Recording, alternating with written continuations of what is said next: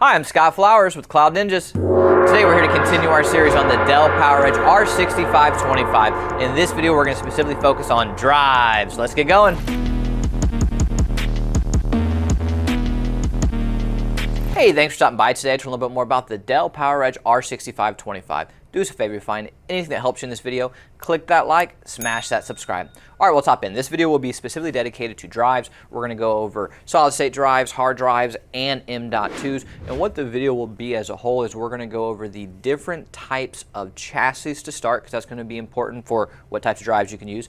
Then we're going to go over the compatible interfaces, which will depend on your chassis though. Let's preface that. Then we're going to talk about the speeds, the sizes that you can use. Then we're going to show you how to install, which is super easy because it's a hot swap drive. And then at the very end, we're going to show you two testing tools that we like to test your drives. So let's hop into all the good stuff. All right, so what are the different chassis types? Well, there are four types of chassis. The first one is going to be a 4-bay large form factor or 3.5-inch form factor. This is going to be a SAS and SATA backplane. NVMe will not be compatible on the backplane for that. That is going to take your large form factor drives and it'll be great for storage. The next up will be an 8-bay small form factor, so that's your 2.5-inch drives, and that's going to also be SAS and SATA only.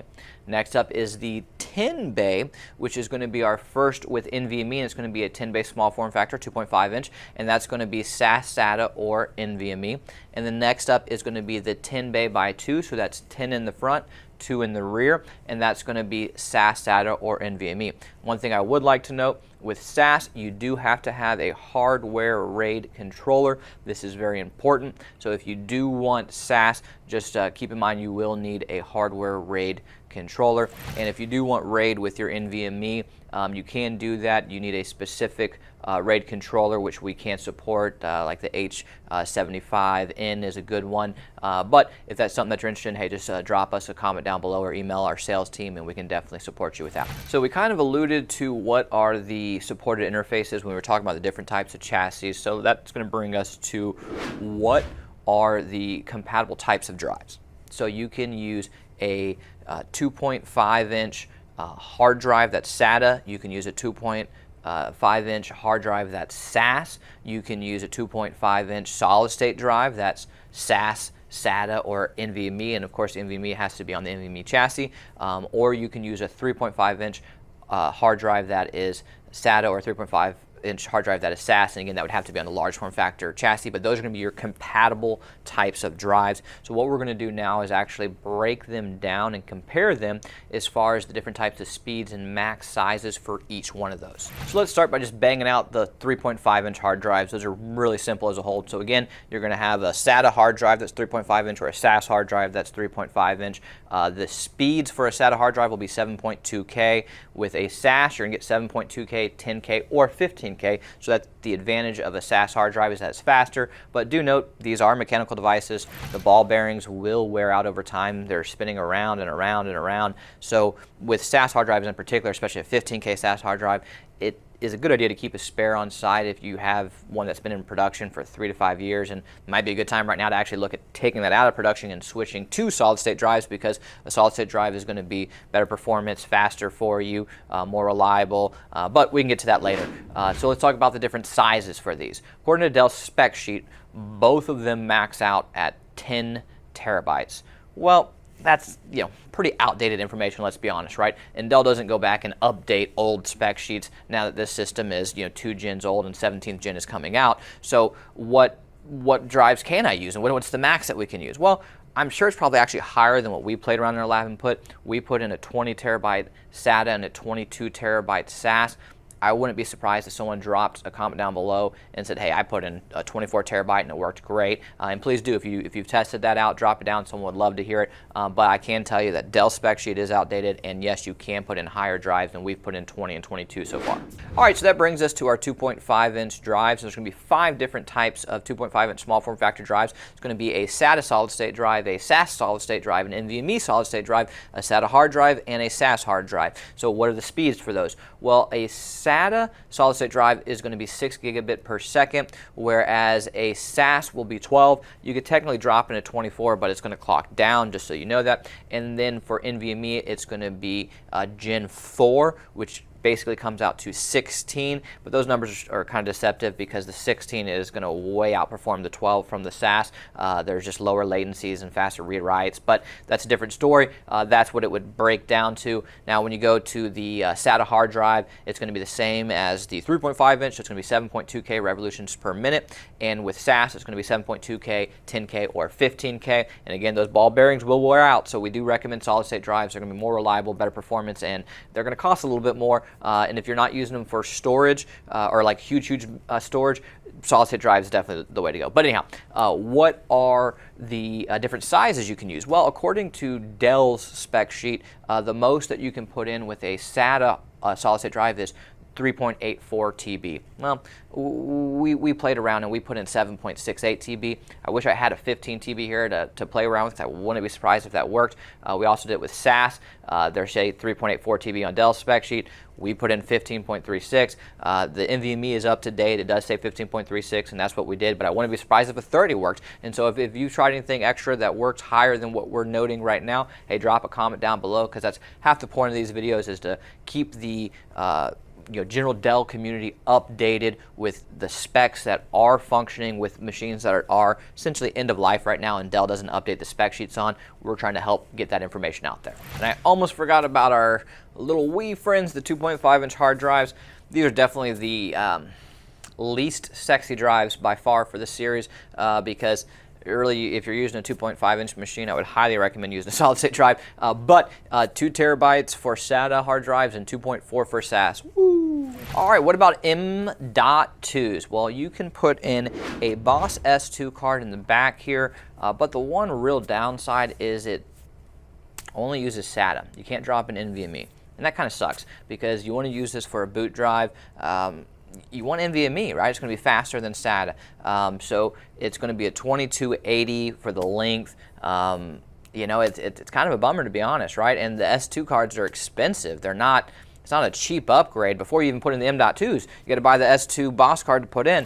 And, the whole setup, hey, it works. But if you have a spare PCIe slot, another thing you can actually do is, and Dell doesn't want you to hear this, but another thing you can do is grab a super micro card that does accept M.2 NVMe's and throw them in there. Hell, even the other day we put in an Asus Hyper card that has the 4 M.2s, and it works just fine. Now, I remember thinking when we did this, I don't remember if it was on this machine or a different one, it did throw a message, a warning message that essentially the M.2s weren't in the Boss S2 card.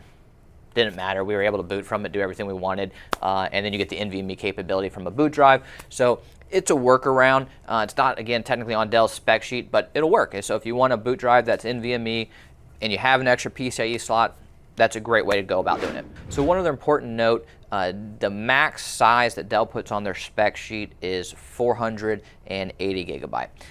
Well, again, it's outdated, but one of the reasons they do that is because the max length is 2280, right? You can't put in a 22110, it's too long. Well, you're going to be kind of hard-pressed to find larger sized M.2s that are 2280. Most of those are going to be 22110. When you get to like the 3.84 and stuff like that, it's just they're longer. It is what it is. Now, when you go to the consumer side, you can get a 2280 4 TB or a 2 TB, but again, that's going to be on the consumer side, and most of those are going to be NVMe, which again aren't going to work in the Boss S2 cards. So we're a big fan of dropping in one of the Supermicro or Asus cards. Again, Dell doesn't want that because they don't want you putting in super micro parts into a Dell machine. But the good thing is this is an outdated box anyway, so it's not like you're worried about Dell support or Dell warranty or any of that kind of stuff. And if you're looking to get the most out of this machine and have an NVMe boot drive, again, I go back to those. Those are a good workaround solution outside of the expensive S2 card. All right, up next, the install. Super easy, hot swap drive. But before we do, I am going to grab my ESD gear and I'll be right back. Hey, this is Mason with Cloud Ninjas, and today we will be showing you guys how to properly install your drives into your Dell PowerEdge R6525 server. First, we want to show you the different types of drives for your server. This one right here is a 3.5-inch hard drive in the 3.5-inch tray. Now, if you have these 3.5-inch trays and you want to upgrade to a solid-state drive, we do have a solution for you. we have these adapters for the Dell tray that will allow you to install an SSD into one of your bays.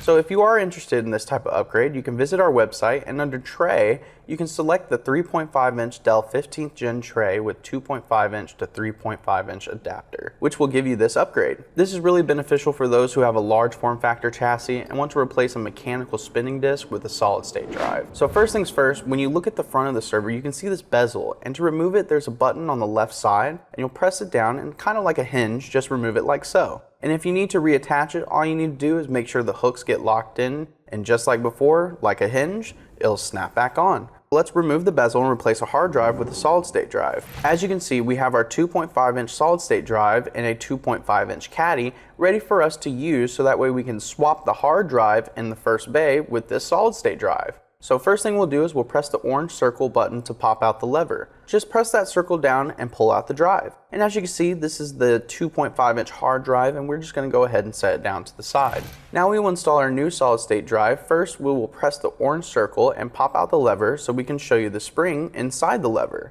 If your drive gets stuck in the tracks and won't go all the way, one way around this is to press on that spring right here. So let's go ahead and line up the tray to the drive bay and make sure the leads on the side follow the tracks in the bay. Just simply push the drive in and push the lever down. Now if the lever is still sticking out, this is when you go ahead and press down on that spring to ensure that the drive is fully installed. Now you've done it. You've successfully installed a new solid state drive into your Dell PowerEdge R6525. And now we will go ahead and show you two testing tools that we really like. One, Dell Diagnostics, and the other, HD Sentinel. Today, I'm going to be showing you guys how to test your hard drives and solid state drives with Dell Diagnostics and HD Sentinel. So let's go ahead and get started. First, we're going to go ahead and get started with Dell Diagnostics. So the first thing you want to do is go ahead and boot up your server. Once you boot up your server, you want to go ahead and press F10, and this will go ahead and bring us into the lifecycle controller. Once we're in lifecycle controller, we can go ahead and scroll down to where it says hardware diagnostics, and then we want to go ahead and click on run hardware diagnostics. And then you'll get this little warning right here. So it's just going to say it's going to take several minutes, so we can go ahead and accept that. And this will load us into Dell Diagnostics. So actually getting into Dell Diagnostics and actually running the test is pretty simple. So we're just going to let these tests run, and these tests can take several minutes up to several hours. So go ahead and just wait this out. If you're familiar with 12th gen and 13th gen Dell PowerEdge servers, you'll notice that this looks very, very different. In the 12th gen and 13th gen, you can actually see the different tests on the left-hand side of the screen, and you have a lot more information on the middle of the screen. And it's just a lot more simpler of a screen, but it's just going to go ahead and run through all of these tests. And at the bottom, you can pause these tests if you want, and then you can also see like what test specifically is running at that current time, an estimate of how much time is left for that test. So like I said, these tests are going to take a little bit of time, so I'm going to go ahead and fast forward. So once that final test has stopped running, it'll go ahead and stop. And then we will get a message that pops up on the screen that says success. So this means all of our tests have passed. If you had any issues, then you would get an alternative message saying like, hey, these tests failed. And at the very end here, we can actually view all of the information and all the different tests that were ran. And this screen's a little bit more similar as to something we'd see on 12th gen and 13th gen PowerEdge servers. But yeah, we can go through here, see all the test results for each individual test, which is pretty neat. Information about the system health, the configuration, and we can even go into the event log, which is pretty useful. So that is how we do Dell Diagnostics and how we can test our hard drives, but also, everything else in our system. And if you really want to see if your system is healthy, then go ahead and run Dell Diagnostics. It'll give you a lot of information if all the components are working the way that they should. So now I'm going to show you how to test your hard drives with HD Sentinel. Alrighty guys, so I have HD Sentinel pulled up right now, and as you can see, we currently have 2 drives plugged in. We have this installed into a storage array where we like to plug in multiple drives at a time so we can test those drives. HD Sentinel is an awesome tool because you can see things like the power on hours, which is great, especially when you're buying used equipment. You can see how long that drive has been in use. You don't want to be using drives that have been, heavily used, because then you have a higher risk of drive failure. And that's one of the reasons why HD Sentinel is such a cool tool. But as you can see, we can just go ahead and plug a drive into the array and it'll automatically populate within the software. Like I said, lots of information. It'll give you health scores of the drives. As you can see, the 2 we have up top, they have 100% health score, while the one at the bottom has a 99%. So all pretty good. So I hope you guys found this video useful, and if you did, go ahead, smash the subscribe and leave a like. If you're interested in purchasing a custom built server, or you're looking to buy some drives, we do have plenty of those in stock, so you can go reach out to us at sales@cloudninjas.com, sales@cloudninjas.com. Anyways guys, thank you for stopping by.